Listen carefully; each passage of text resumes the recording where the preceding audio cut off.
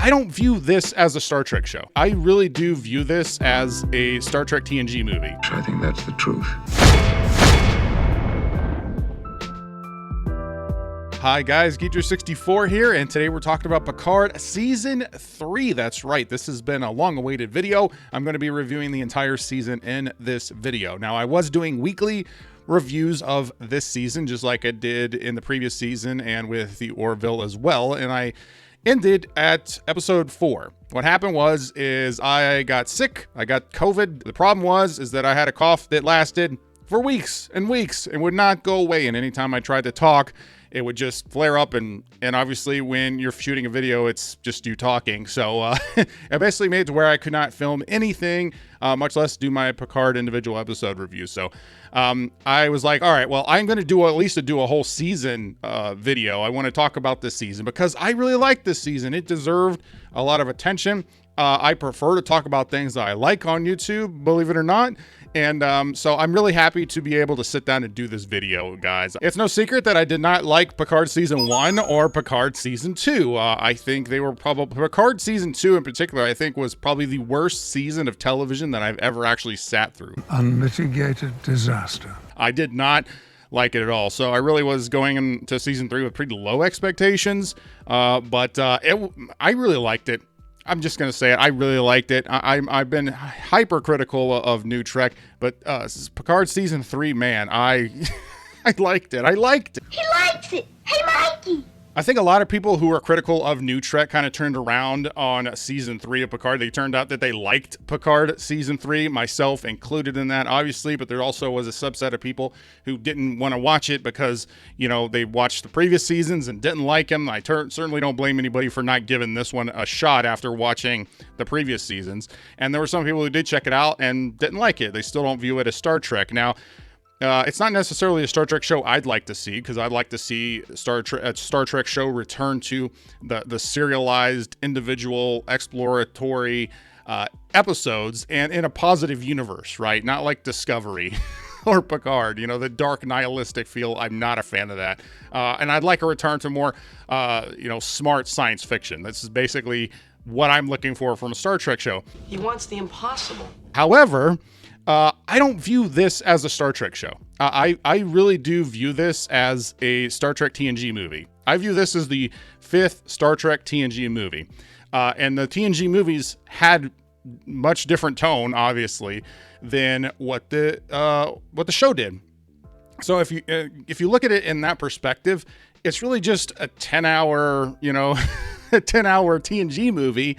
They're able to really extend out a lot of character moments and stuff that might have gotten buried if, you took this kind of plot and made it an actual TNG movie. I think this was a good send-off for the characters. I really like this one.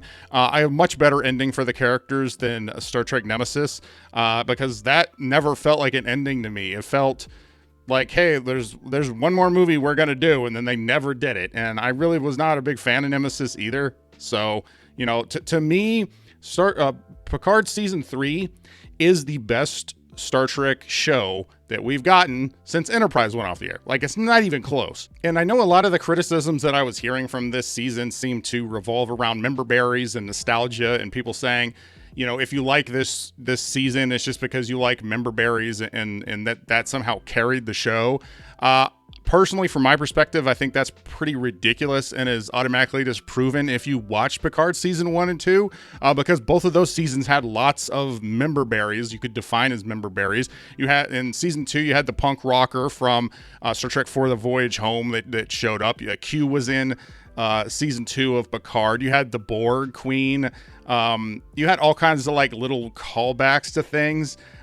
In Picard Season 1, you had 7 of 9. Right? Obviously, I would consider that a member bear. It's like, oh, look, here's another character that never even interacted with Picard or the TNG crew, but we're going to put her in here because she's a popular character. Or they brought back Hugh in Picard Season 1. In the first episode of Picard Season 1, you got a hologram of the Enterprise D. You had a flashback to the Enterprise D and Data in the TNG uniform. Those seasons still were terrible. So no amount of member berries is going to make something good. You know what the difference is between Picard Season 1 and Season 2 when you compare those two seasons to Season 3? All of them had member berries, or things that can be defined as member berries. But to me, the difference is good writing, right? Picard season 3 actually had good writing, had a well thought out story that was executed. There were things that they wanted to accomplish. Because the dialogue, the interactions with each of the characters, like having the characters come back, their dialogue and interactions with each other does feel like the characters. It doesn't feel artificial. Like it definitely feels like there's a span of time that's happened that we haven't seen between Nemesis and this, with between some of the characters, but ultimately it feels like those are the characters that we know and love. And while there are some elements of some moments of new Trek dialogue, or what I call new Trek dialogue, as far as like curse words and current day terminology, which I'm not necessarily a fan of, even when those things creep into this season, which again I'm not a fan of, when they creep in, it doesn't take away from the character interaction. The dialogue in Picard season 3 is so much better than any of the other new Trek stuff I've seen. Much better than Strange New Worlds, Picard season 1 and 2. Not that that's really hard to do, but yeah, way better than Picard season 1 and 2, and a hell of a lot better than anything I saw in the first 2 seasons of Discovery, because those are the only 2 that I watched. I couldn't make it any longer. I couldn't stand Discovery any longer. And as I said, some of the things that Star Trek fans notice, like me in the first episode, when the first scene of Picard season 3, Beverly has a pump action, a phaser shotgun, and I was just like, wait a minute, like that doesn't even make any sense. But what that little tidbit is actually explained in that episode. It explains why she had that rifle in the episode. Like, those are the kinds of things that Star Trek fans are extremely nitpicky. I think they're probably, and I know because I am one, like I nitpick Star Trek probably more than just about any other franchise. So the idea that they knew that, hey, Star Trek fans are going to watch this and have a question about this thing, and we're just going to have a line that kind of explains it later on. Like, all of that is important, because science fiction isn't magic. Okay. I did a video on this in Picard season 2. Science fiction isn't magic, right? What do I mean by that? Well, science fiction has very well-defined rules and ways that the technology functions. And you can bend certain things in certain ways as long as they are tied to what is explained. That's what grounds the universe, right? Magic, you have a whole lot more leeway. You don't really have to explain how magic works. You can change magic whenever you want, and it's much more malleable, right? Science fiction's defined, especially in a franchise and a universe that is so well known like Star Trek. The way transporters work, we all know how transporters work, right? And one of the other things I had a question about was the changelings. I was like, these changelings are obviously way different. The fact that Worf and Rafi were able to capture one of these changelings, I thought was really dumb. And I do think that instance is not really explained all that well. It's one of the plot holes, I would say. I don't think it was explained sufficiently as to why they were able to catch this guy. I do think the Worf Rafi stuff, really anything with Rafi, even though Rafi's better in this season, we all know Rafi is the worst. The worst. She's the worst in the world. Every time it cut back to her, the pacing would take a halt, and I just don't care about that character. Nothing, not even teaming her up with Worf really made me care about her. So they capture the changeling. I'm like, I don't understand how they were able to capture the changeling. The rules and the ways that changeling function are not correct here. But they do explain that, obviously, in some episodes later, where these are changelings that were captured by basically a Section 31, I guess, dark, secret Federation testing during the Dominion War, where they tested on some changelings and they evolved. They explained it. Now, whether you buy it or not is irrelevant to the point that they at least explained it, right? I think that's the important part. Who cares about this shit, man, huh? Who cares about... I do. I care. Because a lot of the times that I've seen in New Trek, they don't really even explain it, and their explanations are really terrible, even if they do give you ones. But as I said, I did review the first 4 episodes, so I'm going to talk a little bit more about episode 5 and 10 in this video. So I think overall, them slow rolling, introducing all of the crew members, only can happen in a format like this. This obviously would not work in a movie, I don't think. I don't think it's the way that this unfolded, it just could not work in a movie. I do think there were some pacing issues overall in the season, but I think by slow rolling and introducing the crew, it gave them all moments to shine. Every member of the crew gets moments to shine here. I think Jonathan Frakes as Riker, this is probably the best I've ever seen from Riker. I think he was one of the MVPs, if not the MVP of this season. I really liked him pretty much all the way throughout. I mean, he was great. And not only did they have the whole crew get reintroduced, they brought Data back, who was, I think, completely shafted with Nemesis. That's one of the things I hated about Nemesis. They left it open for before, right? And we never got that next movie. We never got the next story. Now, it was explained in some of the extended stuff, if you collect that, like in the comic books and things like that. Yeah, Data did come back. He was downloaded into before, so Data was back in that. But then in Picard season 1, they undid all of that stuff. And, I was just like, man, Data just keeps getting shafted. I like the way that they brought Data back here. I think it made a lot of sense. I think it worked well. I think that it was very interesting. And I think this is by far the best we've seen from Brent Spiner, because he's been in the last 2 seasons of Picard, and I did not like him at all in either of those seasons. I like what they did with Geordi. I like that he's running the ship museum, the fleet museum. I think that also gave us a lot of member berries, or what people view as member berries. But those ships actually tied into the plot. Seeing Voyager elicited emotion reaction from Seven, right? And it also elicited emotion reaction from us. And seeing the Cleon ship from Star Trek IV, The Voyage Home, they used the cloaking device from that, right? And then after all of that, we see the Enterprise D, right? The Enterprise D, having the crew on the bridge of the Enterprise D. I had a huge smile on my face. Like, I can't even remember the last time I had this kind of an emotional reaction watching something. It's been quite a while. And it was earned. It didn't happen till the end of episode 9. And then we see the Enterprise D and the crew working together in episode 10, where things just go nutso, and I loved it. I digged it. I thought it was great. And I don't think that this would have worked as well if you just had the crew on Enterprise D by, episode 2 or 3. Like, I think the fact that they saved it all the way to the end really gave it extra punch and extra impact. Again, slow rolling the crew introductions and then revealing, like bringing it all together with Enterprise D, it felt earned. It didn't feel forced to me. Oh, yeah. It's all coming together. I'm a big fan of the Enterprise D. It's my favorite Enterprise. It's my favorite Star Trek ship. Obviously, I got a model back there with Voyager and Orville as well. But yeah, Enterprise D, my favorite Star Trek ship. I love it. So seeing it come back, again, the TNG movies, to me, I felt like it was very unceremoniously the way that the Enterprise D was just nixed so they could bring in the E. To be more cinematic in the movies. Never really was a fan of that. My Enterprise is far superior. So let's talk about the Changelings briefly. As I said, I really wasn't a fan of the way they changed, no pun intended. They changed what Changelings were. But again, they explained it. And, Vadic, I liked Vadic sometimes, and sometimes I didn't. I think Amanda Plummer was great in playing this over-the-top, villain, this over-the-top character. But she really turned out, she's not the main villain, right? It's the Borg. And I heard some of the criticism, or I saw some of the criticisms about the fact that they brought the Changelings and the Borg back. They're like, oh, they're just rehashing old villains for this season, right?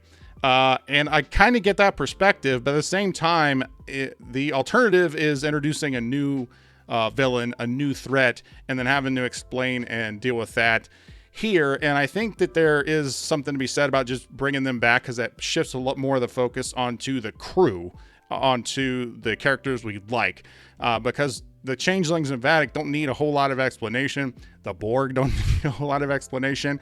And the fact that the end villain was the Borg and the Borg Queen, I thought was really good, because it also fixed what Picard season 2 completely messed up, which was the Borg. The Borg were completely ruined by Picard season 2. And the way the Borg are here, this is the Borg after Voyager. Right? This is after the end of Voyager. Like, it felt like that Borg. It felt like the Borg we knew after Star Trek Voyager. And the Borgatti, that's what I call it, the Borg Girardi from Picard season 2, has a throwaway line like, forget that nonsense, like it doesn't matter. And so I don't mind the fact that the Borg was the villain, because it retrospectively fixed some things that New Trek messed up. Because again, it comes down to the execution of the ideas. The fact that you bring back something that people know, there's a couple different ways you can take it. You can say, hey, well, it's just a member berry. You can say it's lazy because you don't want to establish something new. All those things you can say, right? But at the end of the day, it doesn't really matter as long as it's well written and executed. And for me, I thought it was well written and executed. And the fact that they brought those characters in or used them as villains was able to boost our characters and give more time to the main crew members that we wanted to know. And which brings me to the new characters, right? The new characters were also really good in this season. These are the best new characters from Star Trek since, Enterprise went off the air, right? It's not even close. Geordi's daughter, great. Ed Spillers as Picard's son, great. Jack Crusher, awesome. I mean, he was definitely a big standout. He's somebody that I'd like to see if a show continues. Also, Shaw. I really liked Shaw. I said that in the first few episodes that I got the individual reviews of. I like Shaw. He was very interesting, right? And not only were the new characters good, but also 7 of 9 actually felt like 7 of 9 this season, right? 7 of 9 is one of my favorite Star Trek characters, right? I'm working on a video right now. Going to share a lot of Star Trek characters and which ones are my favorites. 7 of 9 is in my top 5 Star Trek characters. And I did not like the way she was portrayed in season 1 or 2 at all. Like, it never felt like 7 of 9 to me.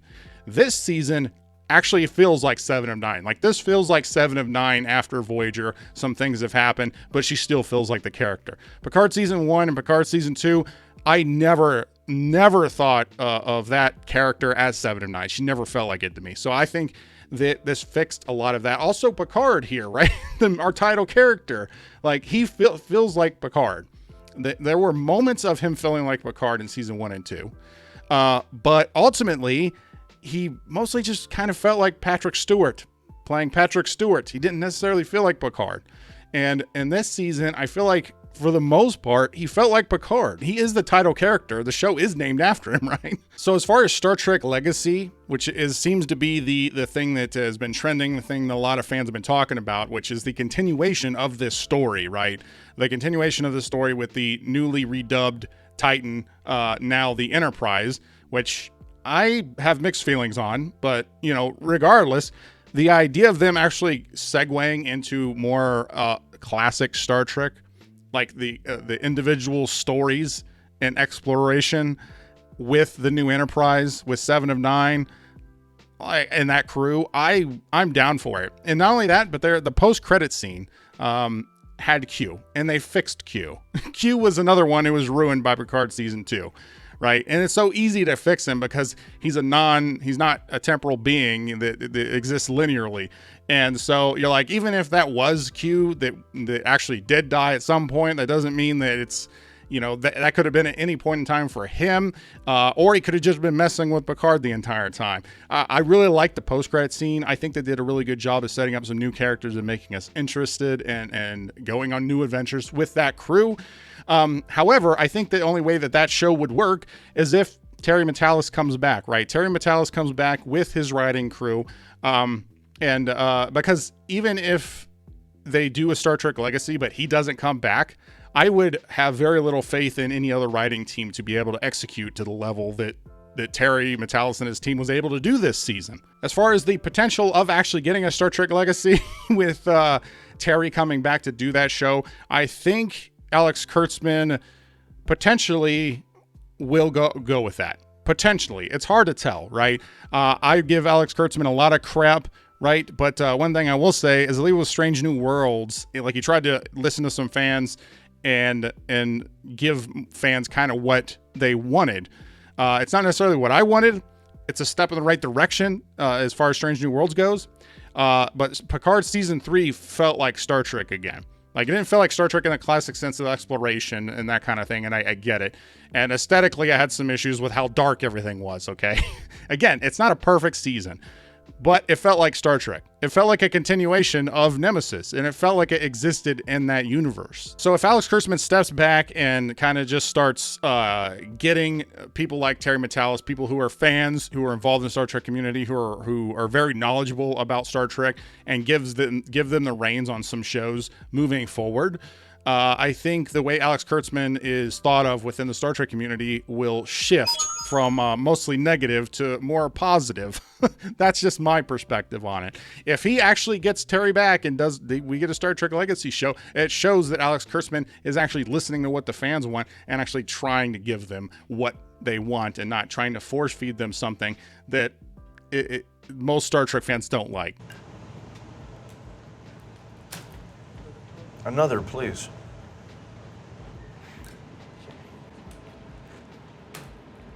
Sir, is there a problem? I'm just making sure no one ever has to eat this. I could honestly talk about this season for hours. As it is, this video is probably going to be pretty long. I'm going to edit a lot of the stuff that I said out, I'm sure, in order to make this a shorter video. And that's part of what took me so long to do this video. I was like, how am I going to condense everything I want to say about this season into one video? And, well, this is the video. So, you know, again, I'm sure there's a lot of stuff that's going to end up on the cutting room floor. I'm sure there's a lot of stuff that I'm going to watch this back and be like, I should have mentioned this and I should have mentioned this. So I should have talked more about this. But I'm just going to go ahead and end it here and just say that I do recommend Picard Season 3 if you have not seen it. I think that it is the best Star Trek we've gotten. It's not even close. And I'm happy to support it. And hopefully we do get the Terry Matalas coming back to do more Star Trek. That would be my hope anyway. But did you see Picard Season 3? What did you think about it? Comment and let me know. I do want to apologize to all of my subscribers who were looking forward to my individual episode reviews of Star Trek. I really wanted to do that. I really wish that I didn't get sick and was able to do those individual episodes for you guys. And because I am also a completionist when it comes to this kind of stuff. So yeah, I feel pretty bad about it. And I apologize to all of you. And I want to thank all of you for sticking around. All of my subscribers, you guys are awesome. And for anybody who's new, thank you for checking out this video. Thank you to everyone. And if you like this video, please like, comment, share, subscribe to all the YouTube stuff, or don't. I'm not a beggar. I'm Geetrue64, and I'll always tell you the truth.